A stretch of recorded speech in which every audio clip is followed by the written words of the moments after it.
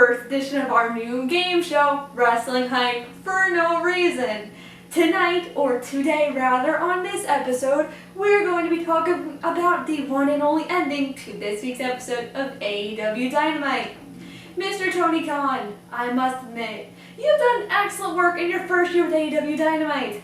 But here's my major problem. When you tweet at about 5 o'clock at night that tonight's Dynamite will change the landscape of professional wrestling, I actually think that you mean that this will change the landscape of professional wrestling. And I sat there and thought to myself a number of things that could happen. CM Punk, Brock Lesnar, Tessa Blanchard, a partnership, TNA, New Japan. And not only did none of the things I just mentioned happen, but the most obvious freaking thing of the night happened.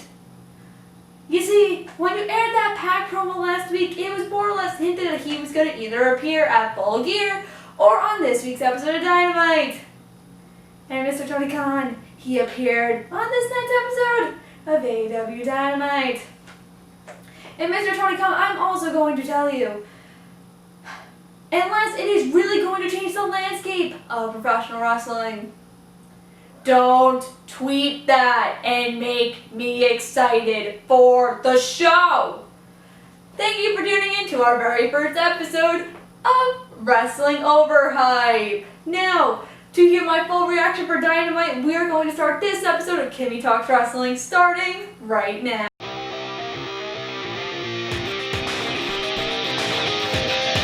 Because I am just so angry about the ending, I'm doing this entire episode standing. But welcome back to my channel. Dynamite was good, except for the beginning. Except for the end. And the middle segment. But we'll get there. And I also want to say that next week, the surprise I've been hyping up on my channel is happening. So make sure to stay tuned for some announcements. Anyway, let's get started. So Dynamite starts off with Team Tazz, and he's out there with, so Tazz out there with Cage and Ricky Starks, and Tazz is like, Brian Cage is gonna wrestle someone that is the best wrestler in the world. He is respected in so many locker rooms across the country, in Matt Sydal, and he gives credit to Darby Allin for winning the title, and how he's never been in that spotlight before, and how he wants him to tell Cody that he should mind his own business and stay out of FTW's business, and Cage is going to eventually beat Darby for the title. However, this match was really, really good. Matt Sydal versus Brian Cage, it meant maybe around 10, 12 minutes. It was a really good back and forth. Cage got the win, but it was really cool too because Sydal was trying to jump off the top rope and he caught him in midair and slammed him. Tazz is on commentary here, and Brian Cage picks up the win. Whew, you can tell I'm angry. Ricky Starks then picks up the mic and he says, next is the TNT title for me. Now that I'm officially ranked at number 5, I'm coming after that title and I'm gonna win it. And he hints too that anyone who comes in FTW's way is going to come in the way, something along the lines of they're going to face the Revolution. So I thought that was hinting at what was gonna happen at the end. Someone got their hopes up a little bit too much because of Tony Khan. This Cody Rhodes promo though. Boy. So this is where I thought that the Tony Khan thing was going to come into place. Cody and Tony are really close, person in charge, EVP. Nope. So Cody comes out and he says, he gives so much credit to Darby. Darby was the better man. Him and Arn are not looking for a rematch at this time. And instead he's gonna, everyone's like, what's next for Cody? But he really wants to focus on another loss that's on his track record, which is MJF. And then this girl comes, and I'm just looking at her and I'm like, who the hell are you? So it's this girl named Jade. I didn't get her last name, but Jade says, you've called yourself a lot of nicknames in the past, and one of them was the Giant Killer, referencing, I believe, when he beat Wardlow and Lance Archer. And she says, you're not a Giant Killer, just because you got your name back doesn't mean that you're that you really can beat all these giants. Like, her promo was okay. And then Brandy comes out, and this is probably the best work I've seen Brandy done, so way to go. Brandy comes out so angry, and Brandy's like, how dare you do this? This is my ring. This, like, get out of here. How dare you, like, do this to my husband? Yada, yada, yada. Then Jerry Lynn, God bless him, he's trying to come in the middle of this because Jade, like, slapped Brandy's ass. So he's, like, trying to separate them. And then JR's just like, I think we need more than Jerry on this. But this is where I got confused. Because Jade had hinted that this giant person that was with her is Shaq.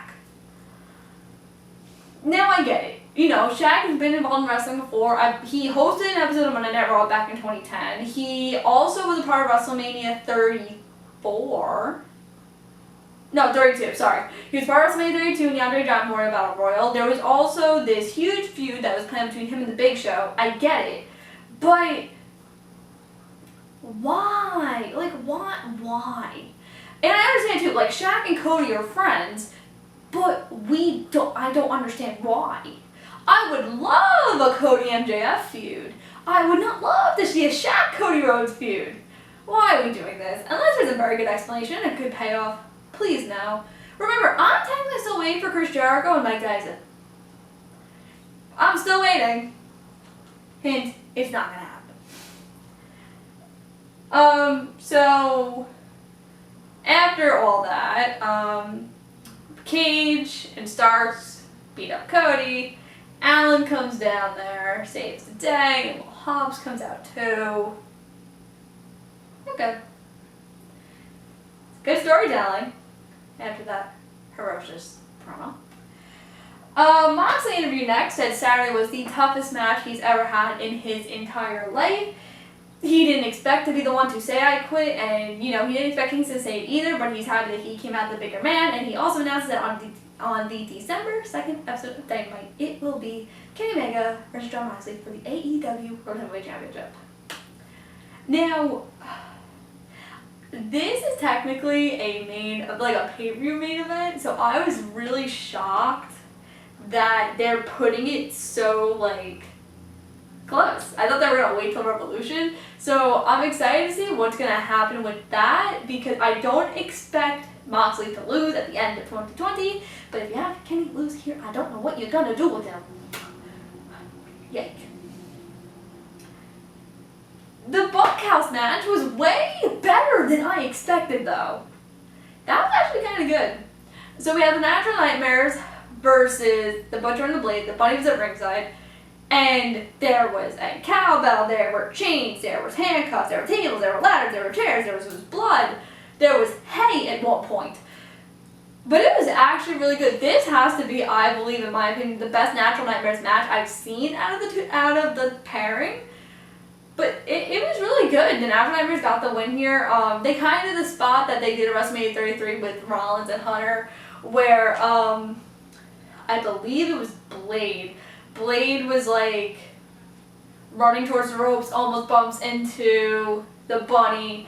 Then QT Marshall like pushes him into the Bunny falls through the table, and QT and Dustin Rhodes got the win. This was really good. It was impressive. I'm excited to see what's next for the Natural Nightmares. And hopefully this feud doesn't end, but I don't know.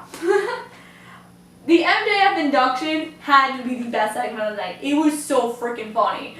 So if you didn't know, there was also a tropical storm going on during Dynamite. So at the point where they were celebrating Jericho's birthday and the balloons were supposed to come to the ring, the wind just took them like this way and was like, nope, not today. So Jericho comes out first. He brings out the rest of the inner circle. MJF stands there and he starts crying, saying this is really emotional for him. He starts to quote Drake a little bit, you know, start with the Raw, now we're finally here. I made the inner circle. The line of the night would, actually no, because Eddie kicked it up really good lines on commentary, but the line of the night from MJF was just like, my dad gave me a small loan of $1 million to start out. And here I am. I've worked 5 long years in this business to get to where I am today. And everyone in the inner circle was just like, do you know how much longer we've been in here? and how much harder we worked. And we did not even get the sloan of $1 million. It was so freaking funny. You know, he's had so much pressure to be the ratings ruler, and at 24 years old, and he's finally made it. And Ortiz is like, first of all, you're quoting Drake. And they're just like, I don't even know who the hell Drake is. Like, who? What? And he's like, he doesn't belong here. He's just going to mess up. I don't want him here. And Jericho's like, look, it's my fault. He lost to me.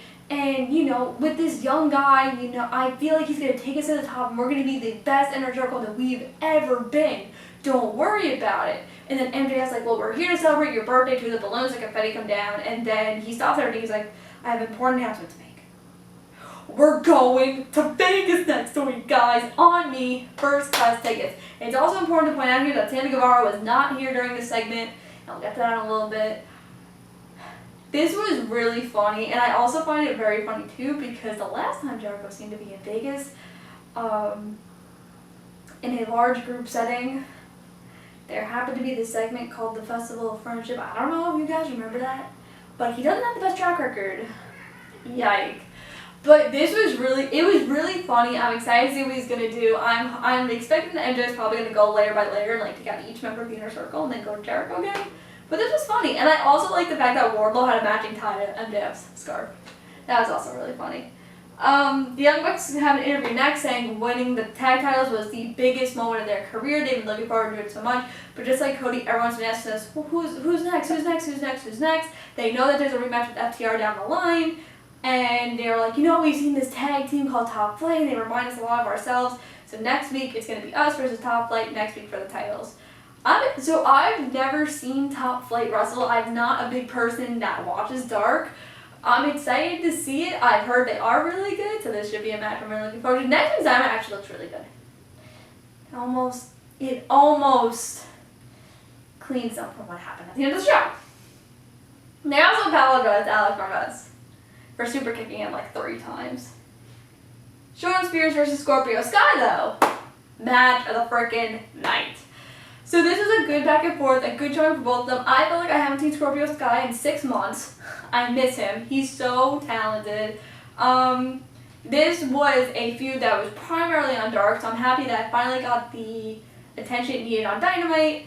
The match ends, so Tully Blanchard both threw like slugs in the ring, and Scorpio Sky threw his to the crowd. He's like, I don't want to cheat to win, and Shawn Spears hit him with his, and he won. I think Shawn Spears should definitely go after the TNT title. I think that's something that should happen. I think they, you know, in that feud with Cody, you could tell that he was a top contender. I want him to have that spotlight on him because he is very good.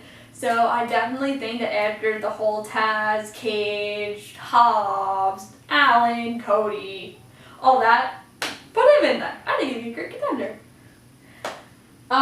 Kenny Omega runs away from an interview next. Alex Marvez is able to catch him, and you know he's on the phone. He hangs up the phone. And he goes, like, I have no pressure on me. Like I've been the afterthought for so long. I finally have to step back into that face and that #1 contender spot. And I've heard the rumors. I heard the whispers. And Moxley, you have the spot that I was supposed to get. I was supposed to be the face of the company. I was supposed to be the one on all the magazines and all the media. That was supposed to be me. It wasn't supposed to be you. And December 2nd, we're in a real wrestling match. And they've never been in a real wrestling match before. They've only had that one match. I think it was Fyter Fest last year. There was a lot of conversations between Ty and the referee. So that was one thing I was really noticing. There were a couple botches in there too, and I know Ty's a really good wrestler, so I don't know if it was maybe like they didn't get enough preparation before the match or whatever, but it wasn't my favorite. Ty gets the win here. Anna Jay came with her ringside. Red Velvet had Brandy with her. Anna Jay was trying to get Ty to cheat, and she was like no, and she still got the win. Not my favorite women's match in AEW, but at least it was something. Woo. Interview next to Alex Marvez, who was literally on fire. He did every single freaking backstage interview. Jericho says that he's so excited to go to Vegas with all of his friends. Sammy comes and Sammy's like, where were you guys? Like, I was at the beach. And then MJF's like, no, you were supposed to be here. And Sammy's like, well, I got an email from you saying that you hadn't hit the beach. And MJF's like, I sent you a second email. why did you not get the second email? And then Sam was like, hey Jericho, like, see, like, he doesn't like me, look, he's like trying to take over. And Jericho's like, look, I believe you just didn't get the second email, it's okay, we're going to Vegas next week, don't worry about it. And MJF, and everyone leaves, and MJF looks at Sam, he gives him the stick, and he goes, it's all on me, just remember that.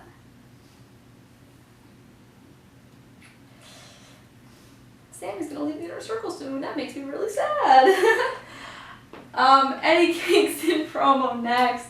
No need for the fans to chant his name. You know, Moxley was the better person. He doesn't want to talk about that match. He wants to focus on the fact that his two best friends are going to prove why they are the best luchadores in the world right now. And even though he was the one that said I quit, he will never get to live that down, ever.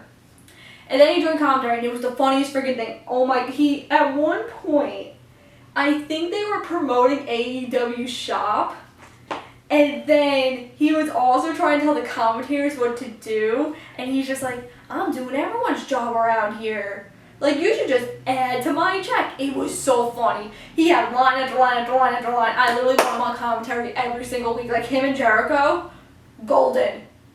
Golden. This match, though, before what happened at the end, yay.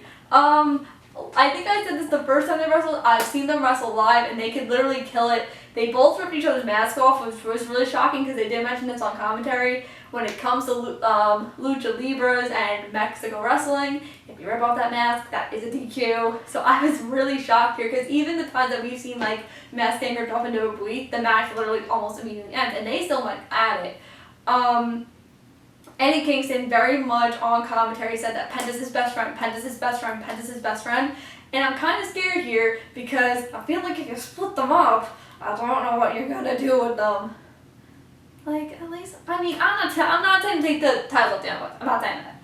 But at least let them have one tag title run before you split them up forever. Penta gets the win here. Eddie Kingston, so now this is where it gets bad. Right here. Eddie Kingston gets the mic. There's about 4 to 5 minutes left. So now, like I said in the beginning, I had a lot of high expectations. So I'm like, okay, maybe they'll just show Sting in the Raptors. You know, they did that with Darby. Maybe they'll do it with Sting. Nope. He comes down.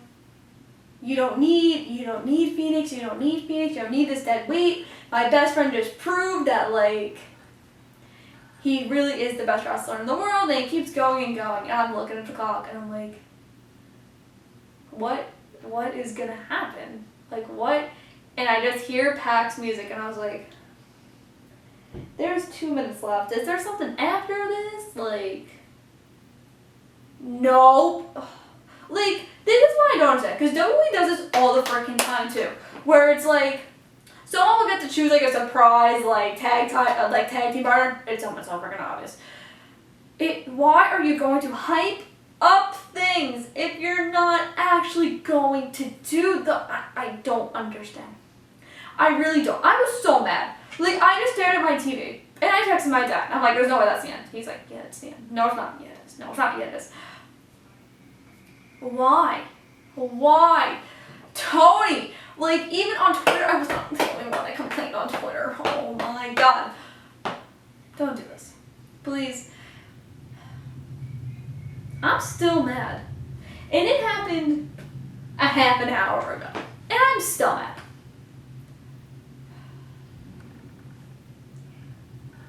On that note, I hope you all have better reactions to Dynamite than me. Besides the end and the Cody segment, I thought it was a pretty good show. I felt like, even though I felt like it just felt flat for, like, the Dynamite right after their biggest pay-per-view. I don't know. But make sure to like this video, comment your reaction to AEW Dynamite. We'll be back Saturday for our SmackDown review. I'm actually going to do it. I have plans to actually do it and write notes when I'm watching SmackDown. Because I don't, and then I get confused. Make sure to subscribe, click that bell for notifications. Make sure to follow me on Twitter because I was live tweeting like crazy. Follow my Twitter at Kimmy Talks Wrestling. Follow my Instagram at Kimmy Talks Wrestling. I will see you Saturday for our SmackDown review. I will see you next week for Raw, Dynamite, SmackDown, Survivor Series predictions, and our special guest. I am so excited. I worked so hard to get this. but I do admit it is also for a school project. It's for my final in sports multimedia reporting, so it might look, well, it's gonna look extra either way, but it's gonna be super cool. But I will see you guys on Saturday.